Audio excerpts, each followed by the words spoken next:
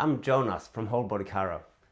A common thing that I see as a chiropractor is people coming in with a really locked up lower back. And it can lock up in a few different ways, but one of the common ones is that people say that it's just locked forward. I'm getting out of the car, I'm just stuck there, and I just can't seem to straighten up until I eventually start to walk and it loosens up, but it's sort of stuck forward.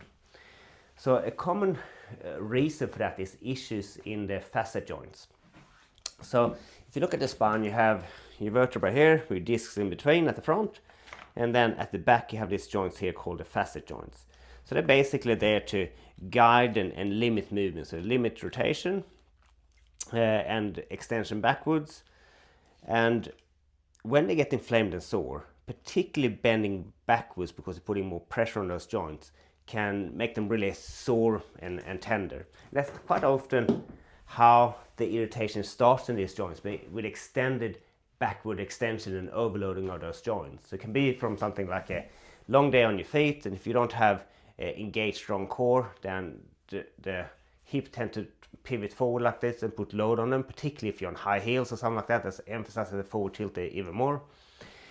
Other activities can be things like going up and down ladders and working overhead on those ladders. So say I'm fixing some light fixes in the ceiling and I'm leaning into the ladder and arching my back backwards like that. That can really aggravate it.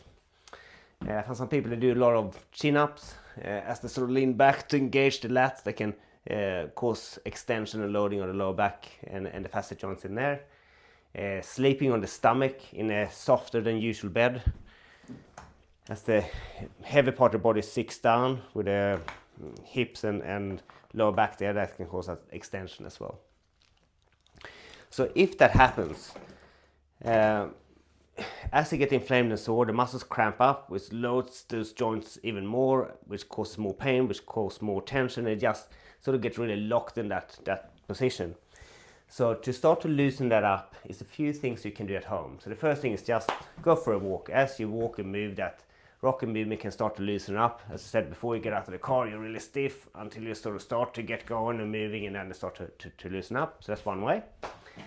Another way, that's probably one of the most common things that people say that they like to do, is to lie on a firm surface, bring the knees up towards the chest, and get a bit of flexion there and just pulsate, pushing like that.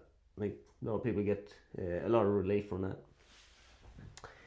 If it's at the very base of the spine where the L5 meet the sacrum, where the belt sort of goes across the bottom of your pants there. Another version is to do it the other way around, where you're on your knees and leaning back like this. And if you reach with one arm, you can really target one side at a time really effectively. If the inflamed and tender spot is a bit further up, like in the mid back around the L3, mid lower back, I should say, then just a Jefferson's curl where you just roll down and hang. Often you can find that mid lower back where that works really well, but you can target further down as well and reach further. So generally with that you get that little bruised, stretchy pain, which sort of feels like good pain, like you need to stretch it that way, compared to if you arch back and get that sharper, more stinging, damaging pain. That's what you want to avoid. Some other options. Some people like just like this. Get a bit of movement and rocking in there. Or if the muscles are really tight and you have some trigger points starting to develop in there, put something like a lacrosse ball or massage ball. Just rock and find those different spots.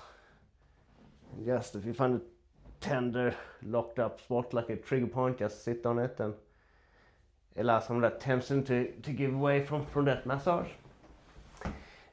Traction can be quite effective as well, just to elongate these joints. Sometimes you can use rotation in it to really stretch them, but be careful with the rotation because these joints are made to lock in rotation, so if you go too hard it can aggravate it as well. So a way that's a little bit safer for the facet joint is to really focus on in the rotation, stretching that leg away, the other hand up the other end, and then it sort of flex and extend out there. Do the same on this side. So upward arm, weighing down with the leg. Sometimes you get some clicks and pops with that, and it can be quite effective in helping with that release of tension as well. The last way to get traction is to hang from something. And I really prefer to have a low surface to hang from. Like you can have two backrests of chairs, for example, and just hang there, let the legs just rock and swing from side to side. Rather than having it hanging from a high surface, because as you hang there you tend to engage your lats, which particularly if you're sore in the mid sort of L3 area, you tend to arch back and pivot from where the lats come down there. And it's also hard to relax and elongate the back as you sort of engage the muscles to hold on to that chin up part. So a lower surface like this is a lot better for that traction. So there you have it, a few different ways to get some movement back in the back if it feels really locked up and you're struggling to stand back up to straighten standing. So the quicker you can get onto this before the back sort of get locked into that locked up stage, the better. So try them out and